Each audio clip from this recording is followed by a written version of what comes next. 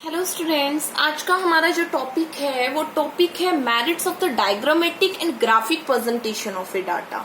कि जो भी हम डाटा को हमने अभी तक चैप्टर्स में काफी डायग्राम पढ़े, बार डायग्राम, सब divided by diagram, pi diagram, polygon, histogram, right, हमने टाइम सीरीज ग्राफ, काफी चीजें की।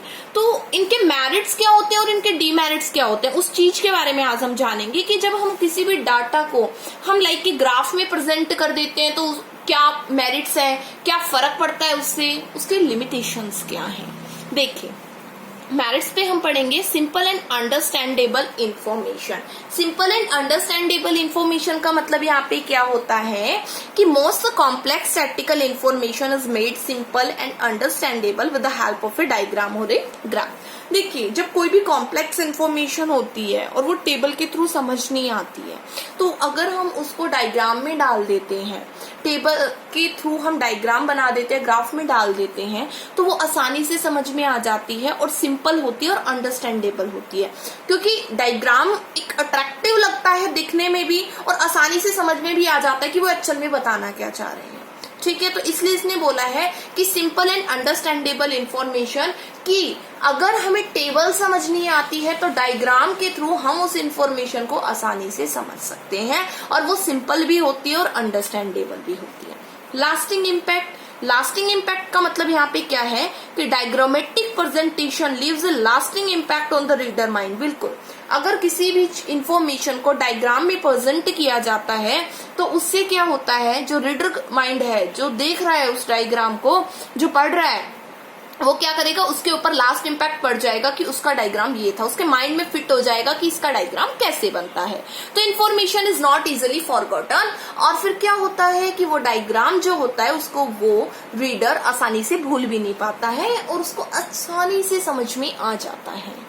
नो नीड ऑफ ट्रेनिंग और स्पेशलाइज्ड नॉलेज, इसका मतलब यहाँ पे ये है, वन नीड्स नो ट्रेनिंग और specialized knowledge in reading the diagram और ए ग्राफ। मतलब यहाँ पे ये होता है कि कोई भी रीडर हो या फिर कोई भी इंफॉर्मेशन को पढ़ रहा है तो डायग्राम को देखने के लिए कोई स्पेशल ट्रेनिंग की रिक्वायरमेंट नहीं होती है, डायग्राम को देख के आसानी से समझ में आ जाता है। इसलिए इसका फर्स्ट पॉइंट ये था कि ये सिंपल और अंडरस्टैंडेबल है, कि टेबल में भी समझ में ना आए, टेबल में भी समझ में ना आए, बट डायग्राम के थ्रू आसानी से समझ में आ जाता है कि एक्चुअल में इंफॉर्मेशन क्या प्रेजेंट की जा रही है। तो इसमें कोई भी स्पेशलाइज्ड ट्रेनिंग देने की रिक्वायरमेंट नहीं होती है कि आपको ट्रेनिंग देनी है कि किस चीज के रिगार्डिंग है डायग्राम, या किस टाइप के डायग्राम्स होते हैं, कैसी टेबल होती है, आसानी से समझ आ जाता है।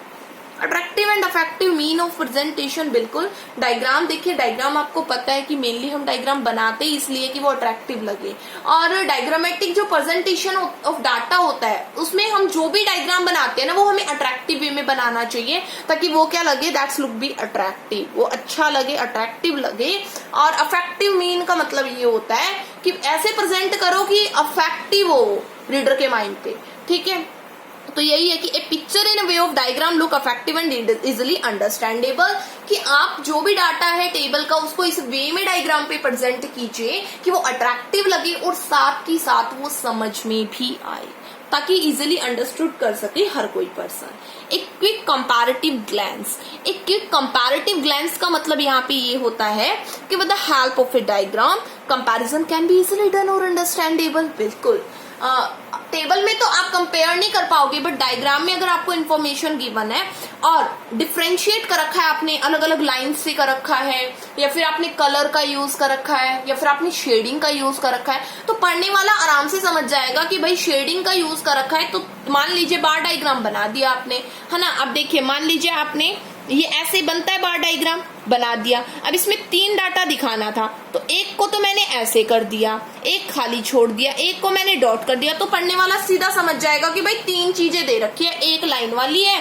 एक खाली है और एक डॉटेड, मतलब 3 इंफॉर्मेशन गिवन है, पढ़ने वाला आराम से समझ जाएगा। तो डायग्राम के थ्रू कंपैरिजन करना बहुत आसान हो जाता है, आसानी से कंपैरिजन किया जाता है। उसके बाद बात आती है इंफॉर्मेटिव एंड एंटरटेनिंग। देखिए, इंफॉर्मेटिव एंड एंटरटेनिंग का मतलब यहाँ पे क्या है, बिसाइड बीइंग इंफॉर्मेटिव, डायग्रामेटिक और graphic presentation is an entertaining means of a data presentation beginners take it initiatively to draw the picture in the form of a diagram. देखिए mostly क्या होता है कि बच्चे ना जो डायग्राम बनाते हैं, आपने भी बनाए होंगे, तो आपने उसको एज अ वे कि हम बहुत अच्छे से डायग्राम बनाएंगे, कलर का यूज करेंगे, है ना, डिफ्रेंशिएट करेंगे और लुकिंग अट्रैक्टिव थोड़ा अच्छा सा बनाएंगे, तो थोड़ा एंटरटेन वे में भी ले जाते हैं और साथ ही साथ क्या होता है, इंफॉर्मेटिव भी होता है। ठीक है, लाइक कलरिंग वगैरह का यूज करना। ठीक है, तो ये एक तरह से एंटरटेनिंग वे भी होता है और इंटरेस्टफुली भी होता है, तो इंफॉर्मेटिव तो होता ही है साथ के साथ, क्योंकि डायग्राम आसानी से समझ में आ जाता है। ठीक है, तो ये था इस पॉइंट में। लोकेशन ऑफ एवरेज, जैसा कि हमने, आपको याद हो, ओगिव कर्व करा था, उस ओगिव कर्व में हमने लेस देन और मोर देन मेथड किया था, राइट। अभी जब लेस देन और मोर देन मेथड के थ्रू जब हमने कर्व बनाया था, तो वो जहां पे मीट कर रहा था, तो हमने मीडियन की वैल्यू निकाली थी, आपको पता भी होगा। और जब हमने नॉर्मल कर्व करा था तो उसमें मीन मीडियन की वैल्यू भी निकाली थी ना, symmetric distribution and asymmetric distribution किया था हमने, जिसमें सिमेट्रिक में मीन मोड मीडियन की वैल्यू इक्वल होती है और एसिमेट्रिक में नहीं होती है ना। तो ये सब हम कर चुके हैं। तो लोकेशन ऑफ एवरेज का मतलब ये है कि डायग्राम के थ्रू, कर्व के थ्रू हमें क्या पता चल जाता है, हमें एवरेज के बारे में पता चल जाता है, हम मीन मोड मीडियंस की वैल्यू आसानी से निकाल सकते हैं। स्टडी ऑफ कॉरिलेशन, देखिए correlation tell us about the relation between the variable. Correlation हमें वेरिएबल्स के बीच में रिलेशन बताता है। अगर हम ग्राफिकली डाटा को प्रेजेंट करते हैं, ठीक है, तो उसके थ्रू भी हमें रिलेशन पता चलता है। मान लीजिए मैंने इनकम और एक्सपेंडिचर का डाटा कलेक्ट किया, तो अब मैं उस डाटा को ग्राफ पेपर पे प्रेजेंट कर रही हूँ, ठीक है, चाहे मैं कोई भी डायग्राम बना रही हूँ, ग्राफ पेपर में मैं प्रेजेंट कर रही हूँ, तो मुझे पता चल जाएगा कि भाई इनकम का कितना प्रपोर्शन पर्सन खर्च करता है, मतलब रिलेशन बता रहा है इनकम और एक्सपेंडिचर का। तो वो रिलेशन हाईली है, पॉजिटिव है, नेगेटिव है ना। अगर इनकम बढ़ रही है तो खर्चा बढ़ रहा है या नहीं बढ़ रहा है ना। अगर बढ़ रहा है it means that positive relation, अगर नहीं बढ़ रहा है मतलब नेगेटिव रिलेशन। तो that's relation comes under the correlation. That relation comes under the correlation। वो रिलेशन किस में आता है, कोरिलेशन में आता है, राइट। तो उसके थ्रू हमें कोरिलेशन पता चल जाता है। फिर बात आती है इसकी लिमिटेशंस की। देखिए लिमिटेशन में पहला पॉइंट है लिमिटेड यूज। जब हम डायग्राम बनाते हैं तो लिमिटेड यूज का मतलब ये है कि हमने 2 वेरिएबल शो कर देंगे, 3 वेरिएबल शो कर देंगे, उससे ज्यादा तो नहीं कर सकते ना ग्राफ में।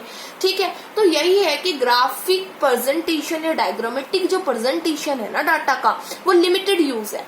हम उसमें बहुत ज्यादा इंफॉर्मेशन को शो नहीं कर सकते हैं। ठीक है, तो लिमिटेड यूज होता है इसका।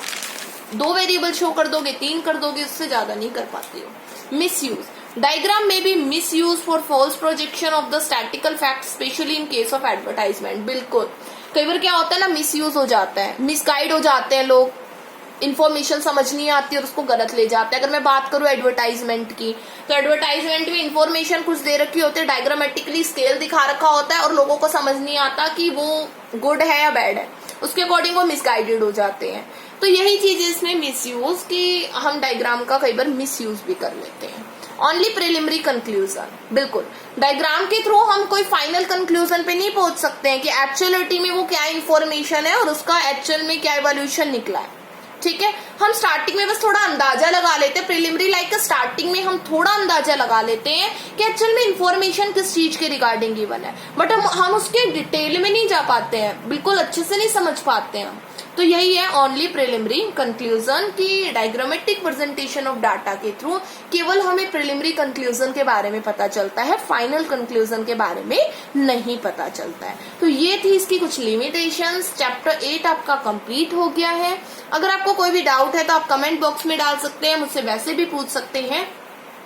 और चैनल को लाइक करिए, सब्सक्राइब करिए। Thank you.